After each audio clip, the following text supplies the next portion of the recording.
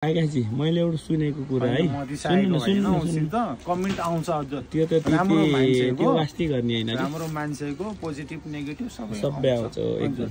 अनि मैले हजुरलाई एउटा मैले सुनेको कुरा हजुर एक कक्षादेखि कहिले नि सेकेन्ड हुनु हैन रे। म कहिले फेलै भएन हजुर। म लेफ्ट ह्यान्डी हो, म लेफ्ट चलाउँछु, जिन्दगीमा फेल भएन।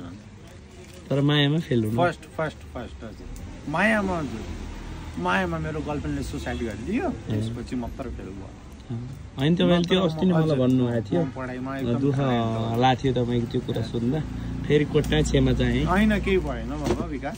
पढाइको बारेमा भन्दिनु न। पढाइ मेरो एकदम ट्यालेन्ट हो। एकदेखि नै तपाईको डिग्री नर्सरी देखि नै हजुर।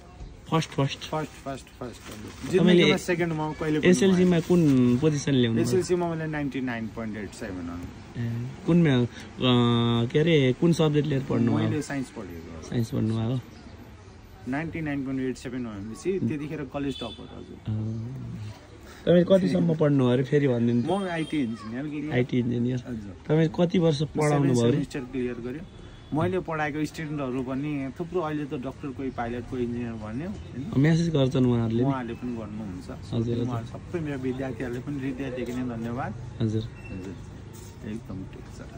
तपाईले कति वर्ष के अरे टिचिङ गरेको त 3 वर्ष टिचिङ। 3 वर्ष गर्नु कहाँ गर्नुभएको? मैले उही काठमाडौँ। कुन बोर्डिङमा? मैले सनराइज बोर्डिङ स्कुल अनि Holi Mohan English boarding school, दुईटा बोर्डिङ स्कुल मैले पढाएँ बच्चाहरू। टप बनेर निस्किएको छ बच्चाहरू। हो अनि तपाईँ नै यस्तो अनि तपाईँले पढाएको स्टुडेन्ट अवश्य राम्रो भइहाल्छ नि। तर तपाईँ एकदम ट्यालेन्ट मान्छे हो कि। तपाईँ कति भाइ रे? हामी 2 भाइ। हजुर कान्छो जेठा भाइले के गर्नुहुन्छ? म माथि दिदी अनि म अनि भाइ। ए अहिले कुरा गरेको भान्जी मम्मीसँग नि बोल्नु अनि भान्जीसँग। दिदीको छोरा आकाश भनेपछि मात्रै चिनिने नि उनले। ठुलो मामा भन्दा चिनिने, आकाश भनेपछि उसलाई चिनिने। भेट्नु भयो र अहिले गएर? अस्ति काठमाडौँ लाग्यो। भान्जीहरूलाई नि भेट्नु हो? भान्जी ए मम्मीले के गर्नुहुन्छ? Mummy teaching hospital nurse. बाबा? प्रसुति गृह। ए बाबा?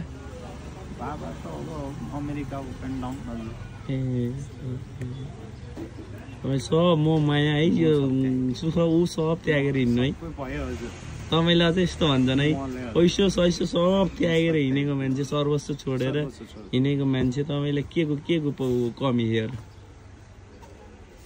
मलाई भगवानले हजुर प्रारब्धमा यही लेखेरहेछ हजुर। मलाई किस्मतमा यही रहेछ भनौँ न होइन, एकदम कर्ममा यही लेखेको हजुर। म भोग्न आएको हजुर। तपाईँलाई छैटीमा भाबीले लेखेको रहेछ? भाबीमा यही लेख्यो, निधारमा जे लेखेको नि हजुर त्यो भोग्नै पर्छ। त्यो एकदमै म त्यही भोगेको। तपाईँहरूको लागि, मेरो लागि होइन, विश्व कल्याणको लागि, लोक कल्याणको लागि, जगत कल्याणको लागि हामी होइन होइन तपाईँहरूले राम्रो गरिदिनुहोस् हाम्रो लागि, देशको लागि, सबैको लागि। त्यो नै ठुलो कुरा हो। र तपाईँले आज भिनाजुसँग मैले मनदेखि कुरा गरिरहेको थिएँ, कहाँ जानु होला भनेको तपाईँले मनदेखि अस्ति सम्झिँदा नि आउनु भयो, आज सम्झिँदा नि आउनु हो। तपाईँसँग तपाईँ मेरो सम्बन्ध त हार्ट टु हार्ट कनेक्सनै रहेछ हजुरको मेरो। ल म त कुसमा जानुपर्छ। निस्किनुहुन्छ? कहिले आउनुहुन्छ अब? आयो भने बसौँला नि। मलाई सम्झेर आउनु होला कि, सम्झेर आउनु होला कि। 18 पर्यो भने बागलुङमा विकास छ, मेरो साथी, मेरो दाई भाइ होइन छ भनेर सम्झिनु होला। मैले जे सक्छु जति सक्छु मेरो तर्फबाट सहयोग गर्छु। ल सोधिन आज विकासले चाहिँ मलाई बुट गिफ्ट हजुर है। Happy new year for everyone. नयाँ वर्षको शुभकामना, न्यू इयर स्पेसल गिफ्ट बुट हजुर।